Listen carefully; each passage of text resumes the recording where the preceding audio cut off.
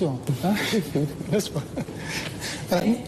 monsieur le président ci conseil des ministres bu mujj bi communiqué bi dañ ci jàng ngay soññ su gouvernement pour ñu liggéey ci restructurer le système de financement ak diversifier leen alors bu ñu nee diversification nag man daf ma yóbbu un peu ci diplomatie économique sur la coopération bilatérale ñi la fi jiitu woon ku mel ni le président Abdoulaye Wade bi mu ñëwee au pouvoir am na lu mu fekkoon ay exclusivité yu mu fekkoon mais fexe na ba yëkkati exclusivité yooyu ubbi coopération yi est-ce que yow tey am na gis-gis wala am na plan boolal pour mën a multiplier les partenariats économiques.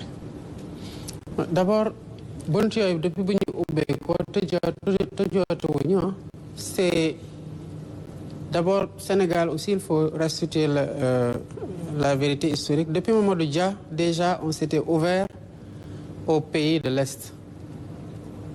Je me rappelle très bien di ko dégg ci benn waxam muy naan mos na dem Union des républiques sociales soviétiques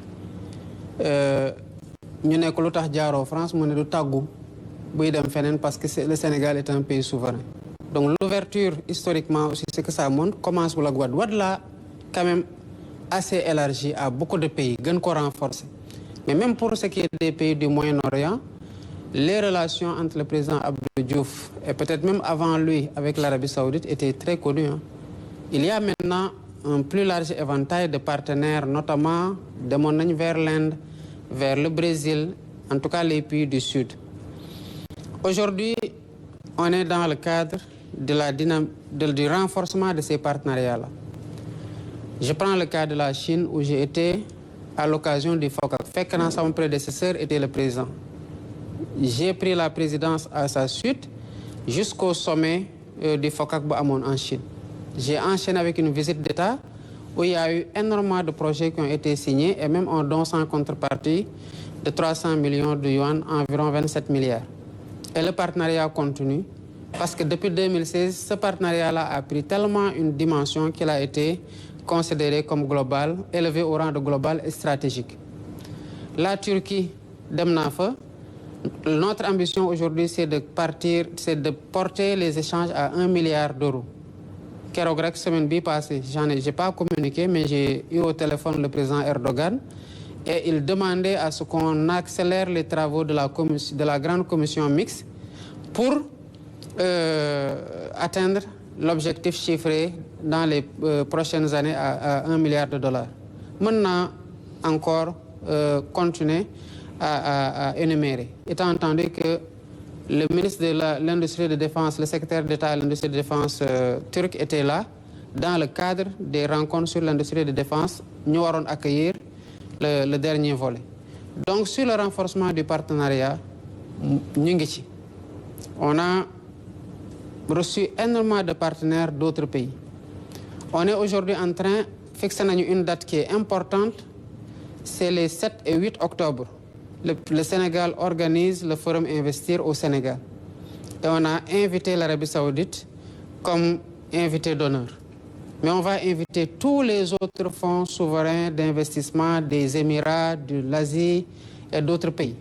Parce que dès que j'ai été là-bas dans le cadre du forum de Riyad et du forum de Doha, j'en ai profité pour faire des rencontres et pour inviter les fonds souverains de ces pays-là et les fonds d'investissement, y compris aussi à Abu Dhabi.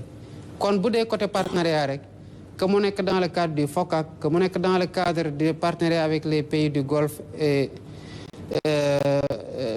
ou les pays asiatiques, on est en train de faire un excellent travail. C'est d'autant plus vrai d'ailleurs que à mon retour de voyage des pays des Émirats, j'ai compris la nécessité de manager ces relations-là d'une façon beaucoup plus étroite et d'une façon beaucoup plus organisée.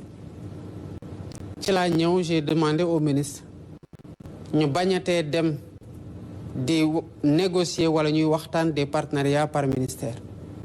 J'ai écrit à tous les ministres pour leur dire que le point focal de toutes les du partenariat entre les pays les Émirats et les pays arabes de façon générale et les pays asiatiques, c'est le Premier ministre. Pourquoi?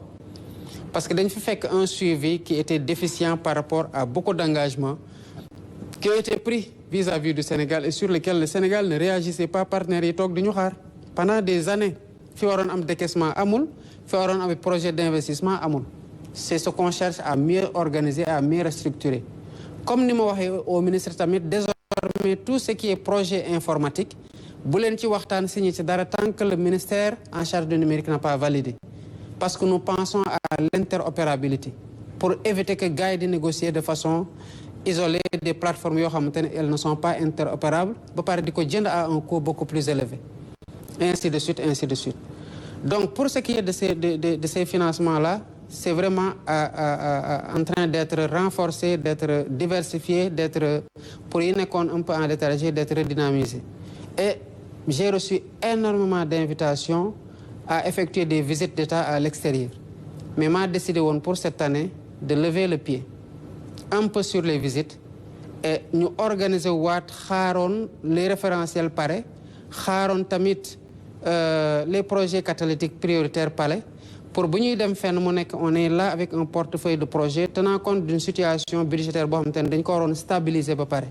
Mais le partenariat est dynamique et ça produit des résultats aussi yoo xamante ne on s'en félicite et on continuera à nous ouvrir comme on le fait à tous les partenariats.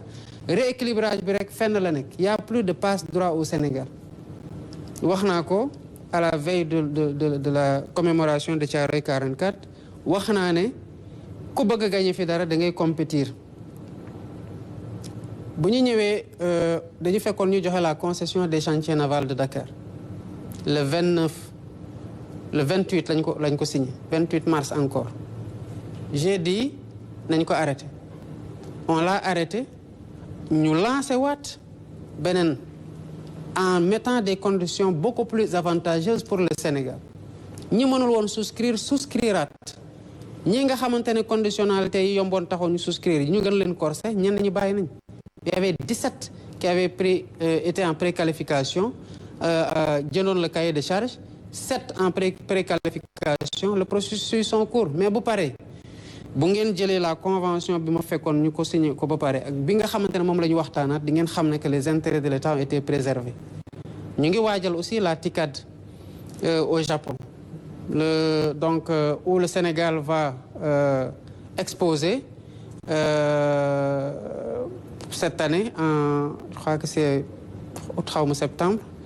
Mais on est en train de travailler à diversifier tous ces partenariats-là et surtout à donner une réponse en termes de réforme. Loolu moo tax la réforme du code des investissements gën a important parce que dem rek waxtaan doyul.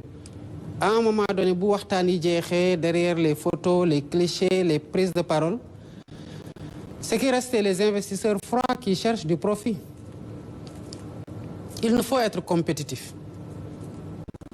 ci qualité main-d'œuvre bi ci coût main-d'œuvre bi ci qualité infrastructure yi ci procédure administrative yi mais aussi ci confiance dans le système judiciaire en termes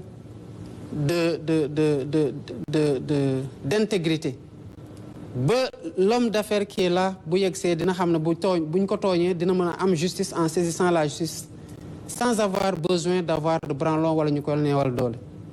Et c'est ça qui est à l'origine de la réforme. Non seulement du code des investissements, mais du code des douanes.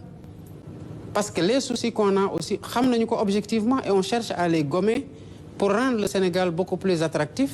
Parce que nous sommes en compétition si nous capter les investissements avec d'autres pays en Afrique et dans le monde. Et il nous faut être prêts et être compétitifs pour que nous puissions venir ici. Très bien. Nous poursuivons toujours sur le volet diplomatie et intégration africaine. Abdoulaye Diallo.